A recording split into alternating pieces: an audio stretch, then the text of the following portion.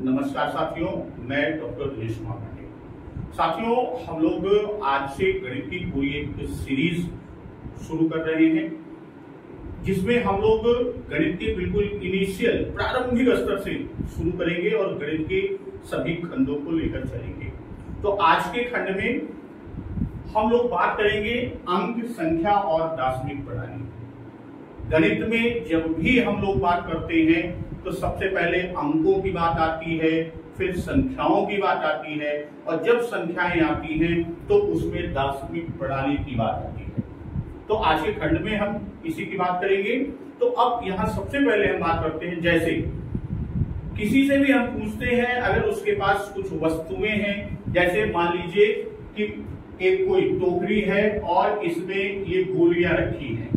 अब किसी बच्चे से हम ये पूछेंगे कि बताओ इस टोकरी में कितनी गोलियां रखी हैं, तो बच्चा गिन के बताएगा कि 1 2 3 4 5 6 7 8 9, यानी वह बताया कितनी है, 9। या इसी को हम और बढ़ा दें तो यहां पर ये गोलियों की संख्या कितनी, अब कितनी हो गई, अब इनकी संख्या 12 हो गई। तो ये संख्याओं की बात हम करते हैं। तो संख्याएं क्या हैं, सबसे पहले हम बात कर लेते हैं संख्या क्या है। तो संख्या की जब हम बात करते हैं तो संख्या में सबसे पहले कितनी वस्तुएं हैं, जैसे इस टोकरी में कितनी वस्तुएं हैं, ये 12 गोली। कितनी गोली है, इस टोकरी में 12 गोली है। तो हम इसको इस तरह से कहते हैं, संख्या क्या है कि कितनी वस्तुएं हैं, कितनी वस्तुएं हैं का जिससे बोध होता है, का जिससे बोध होता है। कितनी वस्तुएं, जैसे टोकरी में कितनी वस्तुएं हैं, बच्चे ने गिना, बताया 12। तो अब कितनी वस्तुएं हैं का जिससे बोध होता है, उसे क्या कहते हैं, उसे संख्या कहते हैं, उसे संख्या कहते हैं। अब कोई भी संख्या हम लिखते हैं, जैसे यहां पर ये संख्या आई कौन सी, ये संख्या आई 12। अब बहुत सारी संख्याएं, मान लीजिए किसी बच्चे से हमने कहा 125, कोई कहा 335, जैसे बच्चे ने कहा 125 या 335। तो अब यहां पर हम ये देखते हैं कि इन संख्याओं को लिखने में हम विभिन्न चिन्हों का या विभिन्न संकेतों का प्रयोग करते हैं। तो इन्हीं चिन्हों या संकेतों को ही हम क्या कहते हैं, इन्हीं को हम क्या कहेंगे, इन्हीं को हम अंक कहते हैं। तो अंक किसे कहते हैं, संख्या को हमने जान लिया, कितनी वस्तुएं हैं का जिससे बोध होता है, उसे संख्या कहते हैं। अब इन संख्याओं को लिखने में, संख्याओं को जिन संकेतों द्वारा व्यक्त करते हैं, जैसे यहाँ 5 2 1, यहाँ पर 1 और 2 का किया, यहाँ 3 और 5 का किया, ये क्या है, संकेत है। तो वही चीज लिखते हैं कि संख्याओं को जिन संकेतों द्वारा व्यक्त करते हैं, कोई भी संख्या होगी तो संख्याओं को जिन संकेतों द्वारा व्यक्त करते हैं, संख्याओं को जिन संकेतों द्वारा व्यक्त करते हैं।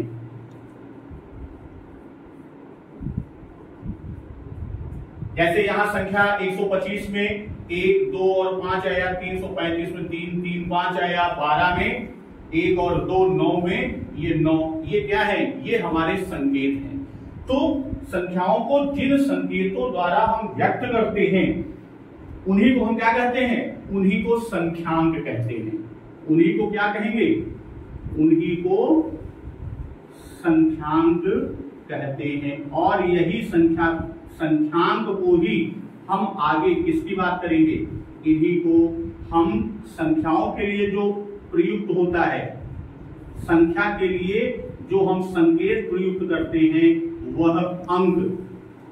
संख्या के लिए हम क्या करते हैं, जो संकेत हम प्रयुक्त करते हैं वही क्या कहलाता है, वही हमारा अंक कहलाता है। तो सबसे पहली चीज बच्चा अंक के बारे में जाने, अंक क्या है। फिर अंक से संख्या, संख्या है तो संख्या में किसी भी संख्या को व्यक्त करने के लिए हमें अंक चाहिए, यानी विभिन्न संकेत चाहिए। वही संकेत हमारे क्या कहलाते हैं, वही हमारे संकेत अंक कहलाते हैं। अब हम बात करते हैं इन अंकों की।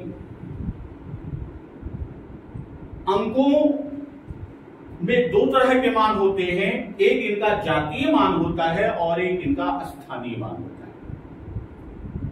और स्थानीय मान के आधार पर हम संख्याओं को व्यक्त करते हैं। तो संख्याओं को व्यक्त करने में, जैसे कि हम बात करते हैं किसी संख्या की, हमारी गणित में जो भी संख्या पद्धति चलती है, जो भी संख्याओं का निर्माण होता है, वह या जोड़, घटाना, गुणा, भाग, विभिन्न संक्रियाएं हम करते हैं, उसके लिए हम प्रयुक्त किसको करते हैं, हम बात करते हैं दार्शनिक प्रणाली। अंकों के मान और संख्याओं के प्रकार हम अगले खंड में लेके आएंगे। आज हम पहले बात करेंगे इसकी, दार्शनिक प्रणाली की। तो दार्शनिक प्रणाली में सबसे बड़ी चीज क्या होती है दार्शनिक प्रणाली में, कि यह दार्शनिक 10 अंकों की, यानी 10 संकेतों की ये बात करता है। तो 10 संकेतों में जब हम बात करते हैं तो हम जो भी हमारे दैनिक कार्य हैं, हमारे आपके जीवन में जितने भी हम दैनिक कार्य करते हैं,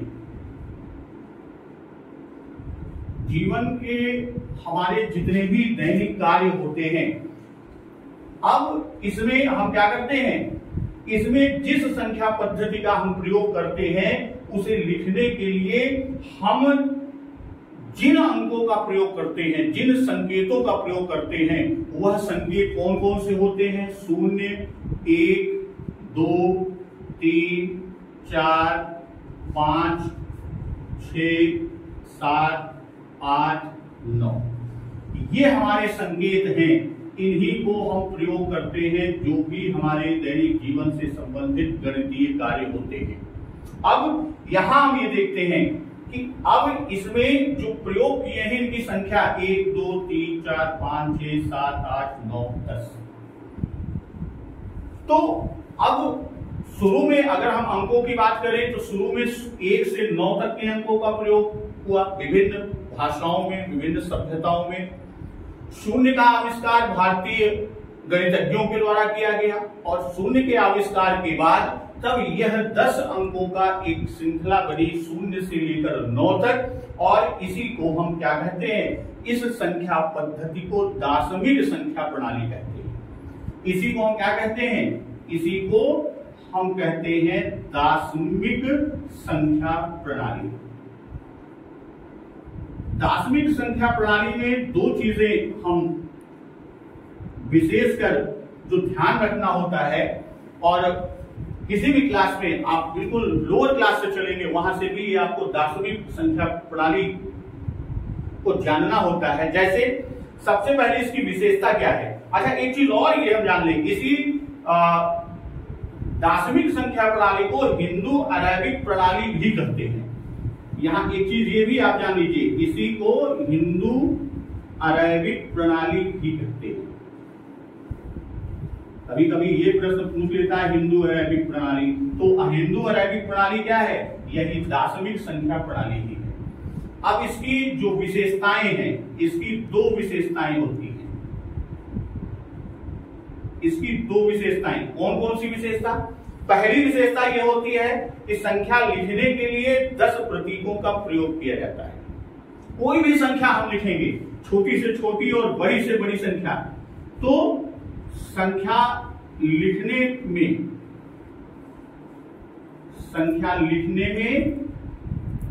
किसका प्रयोग किया जाता है, इन्हीं 10 संकेतों का प्रयोग किया जाता है।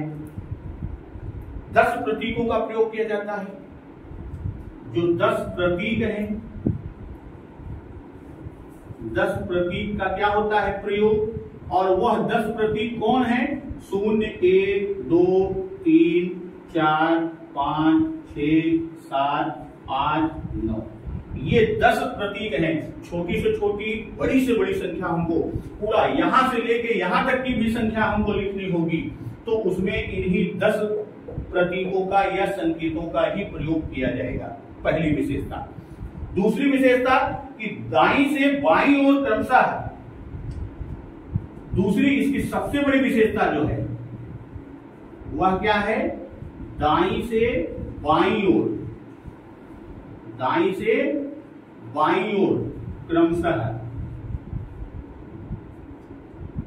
क्या होगा, इकाई, दहाई, सैकड़ा, हजार। अब क्रमशः जैसे दाईं ओर हमारा ये है तो हम इधर क्या लिखते हैं, सबसे दाईं ओर इकाई, फिर दहाई, फिर सैकड़ा, फिर हजार, फिर 10,000, फिर लाख, 10 लाख, और इस तरह हम बढ़ते चले जाते हैं।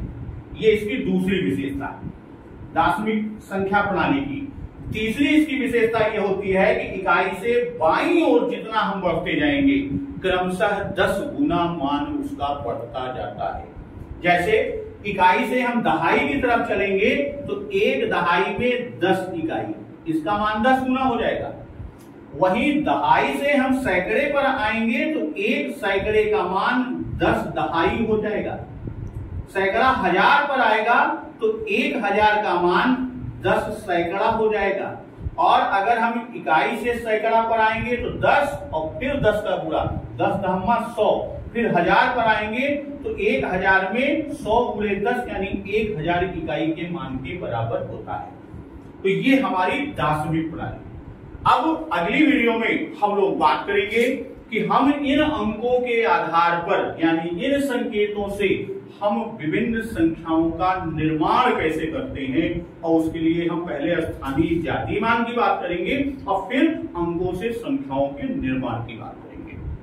फिर मिलते हैं अगले दिन अगले नई वीडियो नए खंड के साथ। तब तक नमस्कार, वंदे मातरम।